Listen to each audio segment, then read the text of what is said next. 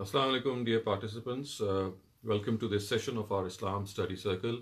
We are about to begin our study circle, and as we always do, we shall begin with the Quranic verse. In fact, these are a bunch of Quranic verses. The first 11 verses of Surah Mu'minun, which is the 23rd Surah of the Quran.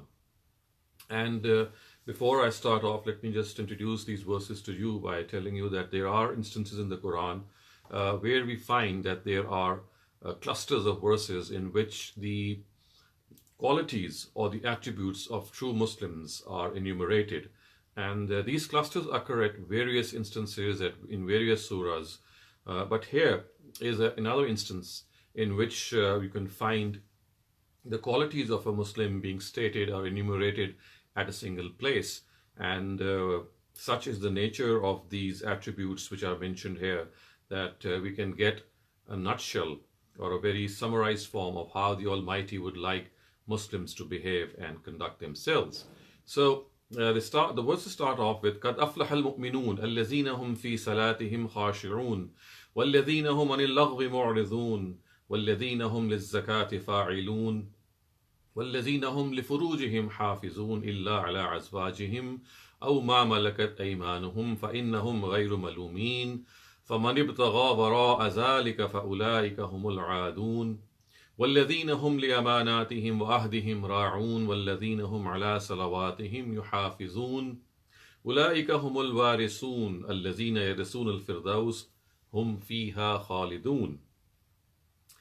Those believers succeeded who humble themselves in their prayer, who avoid absurdities, who pay zakat, who guard their private parts except from their wives and slave girls in the interim period when slavery was allowed, for they are not blameworthy in their regard. Yet those who went after others besides them, then they are the ones who exceed the limits, and who are true to their trusts, who keep their promises, who are diligent in their prayer. These are the heirs who will inherit paradise. They shall abide in it forever. So, dear viewers, you can clearly see how the Almighty has enumerated these qualities of the believers in a single cluster of verses. And these verses, of course, urge us and inspire us so that we can become and conform to the qualities which are mentioned here. The starting verse of the Quran here is قَدْ أَفْلَحَ الْمُؤْمِنُونَ, which of course means that those believers succeed in the hereafter. And then thereafter we find various qualities being mentioned. The first of them is that they humble themselves in the prayer. الَّذِينَ هُمْ عَلَى صَلَاتِهِمْ خَاشِعُونَ, which of course means that they say the prayer in such a way that they find themselves that they are bowing down before the Creator of the heavens and the earth. They are actually acknowledge Him as their master, and of course they realize that they are nothing in front of Him. They are His humble servants. And of course in this matter they are also very punctual in their prayer, as we shall see the later verses will say. But you can clearly see that the starting point of success as enumerated by these verses is that believers are those who humble themselves in the prayer. الَّذِينَ هُمْ فِي صَلَاتِهِمْ خَاشِعُونَ. They are ones who are humbling themselves before the Almighty, and they are bowing down before the Almighty, kneeling before Him, prostrating before Him, and realizing the fact that they are in the presence of the Supreme Being, and they are in the presence of the Creator and the King of the heavens and the earth, and of course as such they can ask whatever they want to. The second quality which is mentioned is وَالَّذِينَ هُمْ عَنِ اللَّغْوِ مُعْرِضُونَ. They abstain from absurdities. They abstain from things which are frivolous. They abstain from indulging in things which have absolutely no basis, which are rubbish. And all of us know, dear viewers, that when we indulge in frivolous things, when we indulge in rubbish, when we indulge in absurdities, of course, it is something which takes our personality into realms, into ambits where we wander and where we are actually moving about in the labyrinth and in the puzzles of life and its attractions. So the second thing which is mentioned here is that believers, they do not indulge in absurdities. And then وَهُمْ لِلزَّكَاةِ فَاعِلُونَ. They are ones who are very, very diligent in paying the zakat. They are ones who are always saying and thinking that if there is something due on them, then they must not abstain in any way.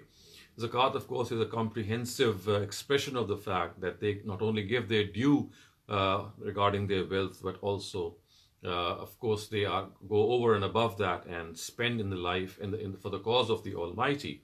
And then وَالَّذِينَ هُمْ لِفُرُوجِهِمْ حَافِظُونَ. No trait of a believer is incomplete unless and until sexual sanity and sexual promiscuity is of course discarded and sexual sanity is adopted. So they are ones who adopt this sexual sanity. Therefore, they are ones who do not indulge in immoral acts, in lustful acts. They preserve their own selves. They do not tarnish the mirror of their souls. They are ones who would not like themselves and their desires to go astray. And of course, here the stress is that they satisfy their sexual urge only with their wives.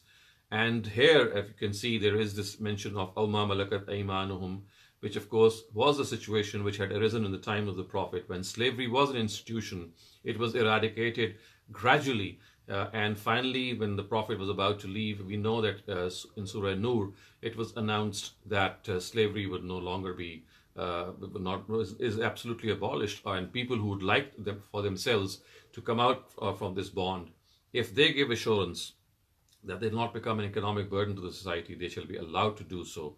And until that period, of course, there was a gradual allowance which was given to this slavery, and this prohibition ultimately took place at a certain point of time. But till that happened, slavery was of course allowed, and we have discussed this a number of times that had slavery been finished off in a single directive, it would have been disastrous for the society, because there were scores of slaves, men and women, both in various houses, some of them very young, some of them very old, and if they had been let loose in the society, they would have become not only an economic burden, but also a means of prostitution in the society, because many of them were not morally sound. So a gradual program was adopted to abolish slavery and eradicate it. And after that, of course, it was totally outlawed. And we also know that this particular aspect related to slaves which were already existing. As far as new slaves are concerned, the primary source of which was, of course, wars in which people were actually captured and then made prisoners and then converted into slaves. That was put an end to before the first battle, which is the Battle of Badr, which took place. And the Quran explicitly announced in Surah Muhammad that prisoners of war had to be freed, either on ransom or without ransom, and they could not be made as slaves at all. So the admission or the induction of new slaves was absolutely put an end to in the very first place. And then it says, فَمَنِ ابْتَغَى وَرَاءَ ذَلِكَ فَهُمُ الْعَادُونَ فَأُولَٰئِكَ هُمُ الْعَادُونَ, which means that people who go beyond these things and they access other means to satisfy their sexual urge. Of course, this means it refers to extramarital relations. Keeping misters and mistresses is absolutely disallowed, and therefore it is said that those who go after this, something beyond this, then they are the ones who are transgressors, and they are the ones who shall be held accountable for that, and they are actually ones who exceed the limits. وَالَّذِينَ هُمْ لِأَمَانَاتِهِمْ وَأَحْدِهِمْ رَاعُونَ. The verses go on to say that they are ones who keep their trusts and also keep their promises. So whatever is entrusted to them, the promises that they make, they always fulfill their promises. They never break their promises, even if it means that they have to put their life in danger. Even then, they do not go back on their word. And this, my dear viewers, is something very important that we have to realize, that whenever we give our word for something, it does not simply mean that it's an ordinary thing. It's a very, very important thing. In fact, if you see the Quran, you'll find that the whole religion is called a promise from the Almighty. It's called a misak, which means that we promise the Almighty we will follow what He has given us, and hence we will not be disobedient to Him. So promises range from very small promises which we make as commitments to our own selves, to our society, and go ultimately to as far as a promise as religion itself is concerned, in which we promise the Almighty that we will follow religion in letter and spirit. So these trusts and these promises are as comprehensive as one can imagine.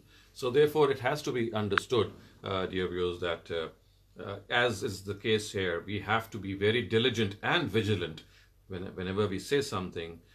We have to follow what we have said, or we have to present an excuse in time and before time. And of course, if it entails any damages, then we have to atone for that as well. The verses then go on to say, وَالَّذِينَ هُمْ عَلَىٰ صَلَوَاتِهِمْ يُحَافِظُونَ, which means that believers are those who guard their prayers, which of course means that they pray on time. They do not defer their prayer. They do not needlessly delay their prayer. They are ones who would always like to pray on time. They protect their prayers. They protect their prayers from going into times when a person is absolutely tired, or he's yawning, or he may be not up to it. So the thing is that as soon as the time of the prayer comes, their first priority is that if there is nothing which is serious, or nothing which is taking their time, and they are able to come out of their engagements, so the first thing that they do is, within that space that they have for that particular prayer, they are very diligent in offering the prayer and do not needlessly delay it. And then it says, أُولَٰئِكَ هُمُ الْوَارِثُونَ الَّذِينَ يَرِثُونَ الْفِرْدَوْسَ. They are the ones who shall be inheritors, and they shall be the ones who shall dwell in paradise. Hum fiha khalidun. They'll stay there forever. Of course, this is a huge glad tiding for all of us, that if we are able to adhere to these attributes, then we are the ones who shall gain immensely. And as you can see, these verses had started off by the words قَدْ أَفْلَحَ الْمُؤْمِنُونَ, which means that those believers succeeded. And then you can see that right at the end it says, these are the ones who shall inherit paradise. In other words, success in paradise, of course, or success in the hereafter, is that we are able to enter the cherished kingdom of the Almighty, which is paradise. And if we are able to adhere to the prayer, if we are able to be punctual in the prayer, if we keep the trusts of everyone, as I said, religion itself is a trust. If we are sexually sane, if we are not sexually promiscuous, we confine our sexual urges and satisfaction to our wives, as these verses says. We pay zakat, which is of course imposed on us as a statutory obligation that all of us owe to the society. Then the Almighty says that there is no reason that a person should not enter paradise.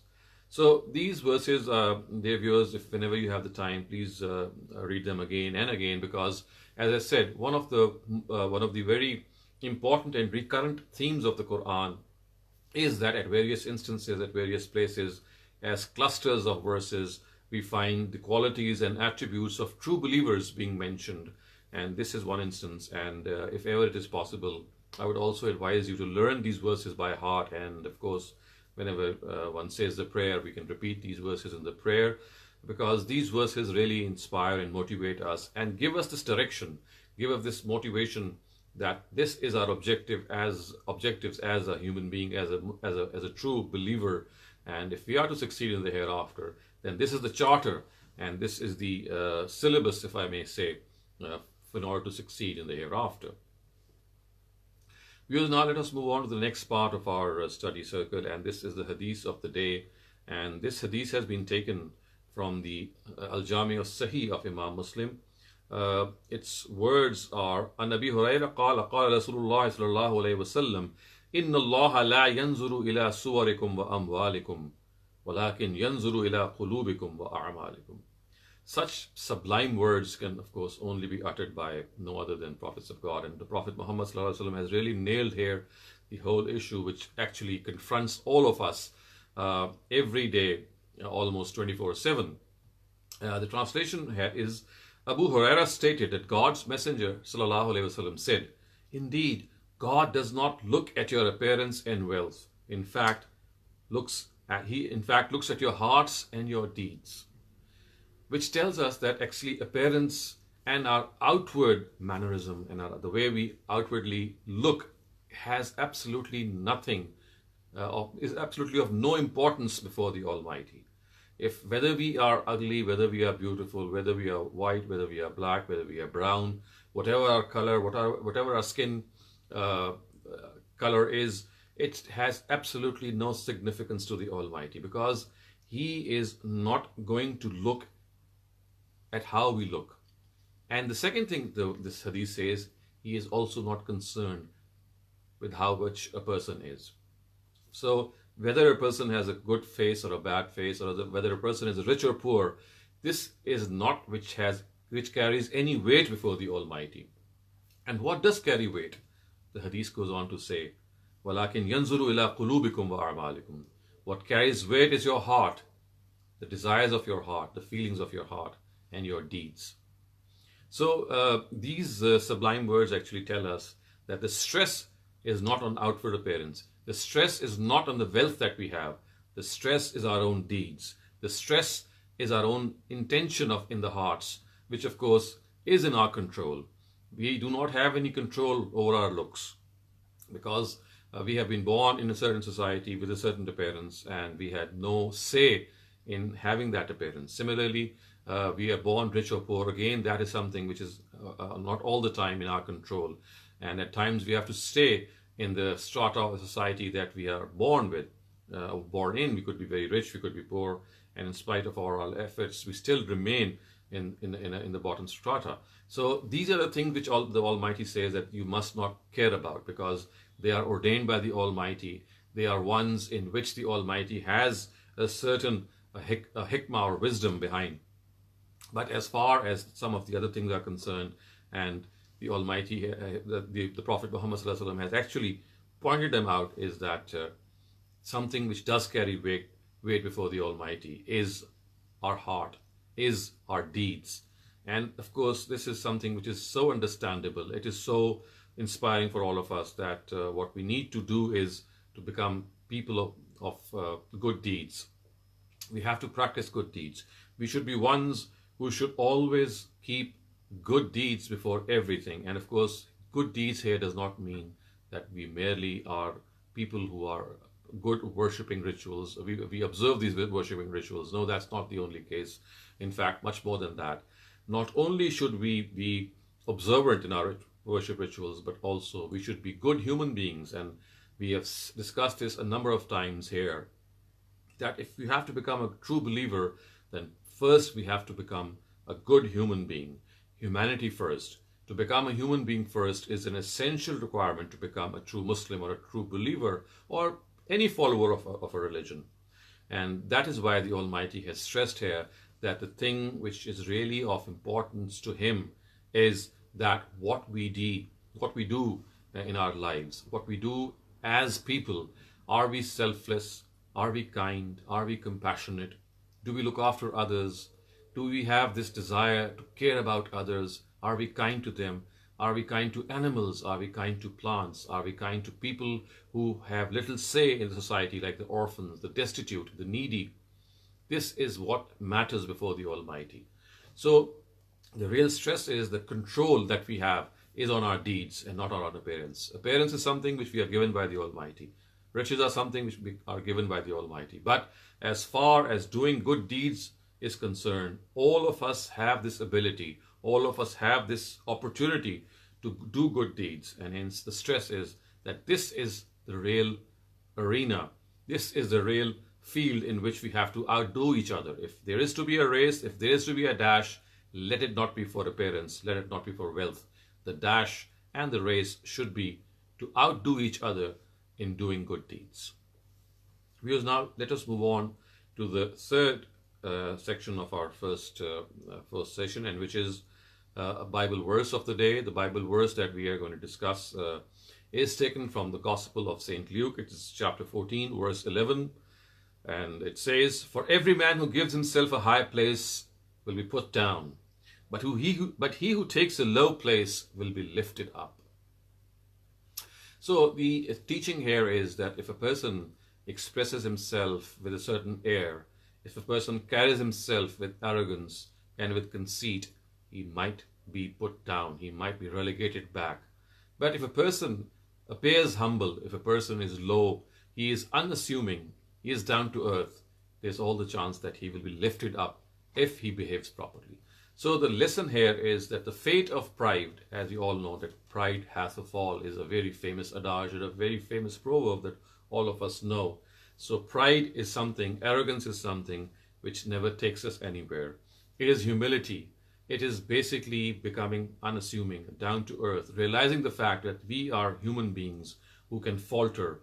We are human beings who are so weak that at times, in spite of boasting a lot of piety, it's just a click away that we succumb to any evil. and the desires of Satan. So we have to realize that as far as conceit is concerned, as far as arrogance is concerned, it's the opposite of humility. And humility is something that what the Almighty wants us to put up. We have to be humble people, because in fact we are born such that only the Almighty is great, and before Him we are weaklings, we are earthlings. And this weakness and this humility, of course, comes by always looking at what we are, then looking at what others are. If we realize that we have so many follies, we have so many mistakes, we have so many shortcomings, if we keep an eye on our mistakes, it will keep us humble. It will make us feel that in spite of some of the qualities that we have, we still have so many flaws. It will keep us measured. It will tell us that we have to do a lot to still become better people.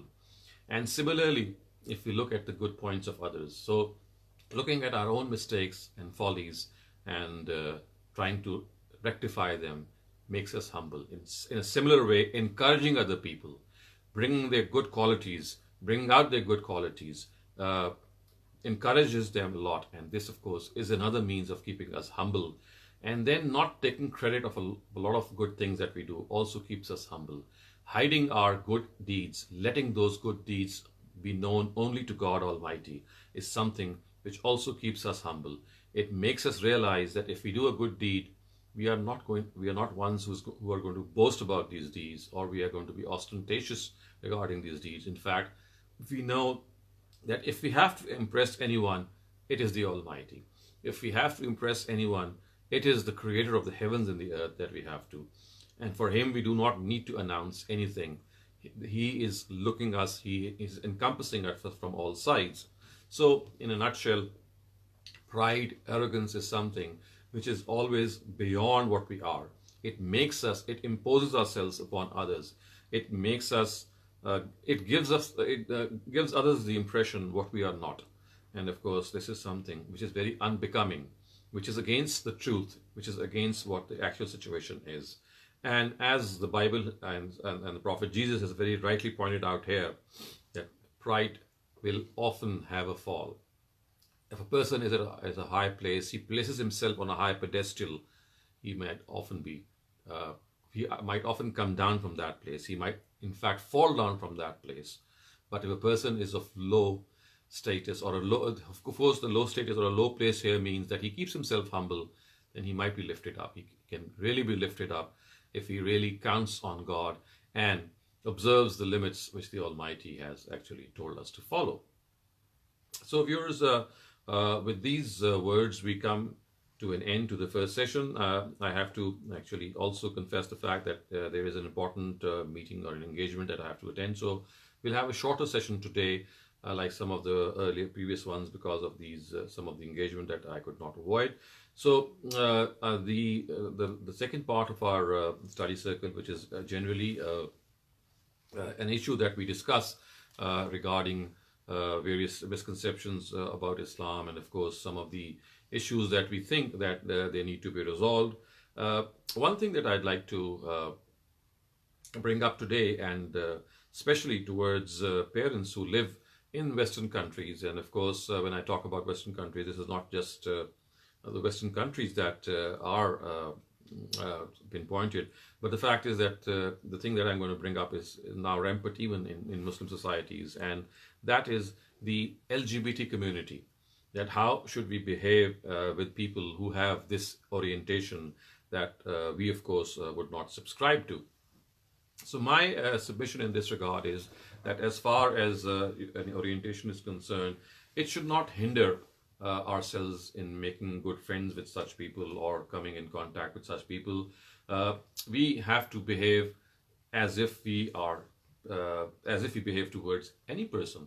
Of course, there could be certain limits, there could be certain distances that we need to keep with such people, but we should not ostracize them. We should not isolate ourselves from such people. We should not stop ourselves if they would like to be friends with us, or they would like to visit us, or we need to visit them. And of course, we should leave their matter to the Almighty to decide.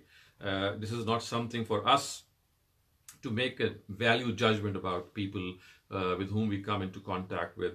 We might be having a different point of view, but of course, then this is what the Almighty has given everyone the opportunity to have.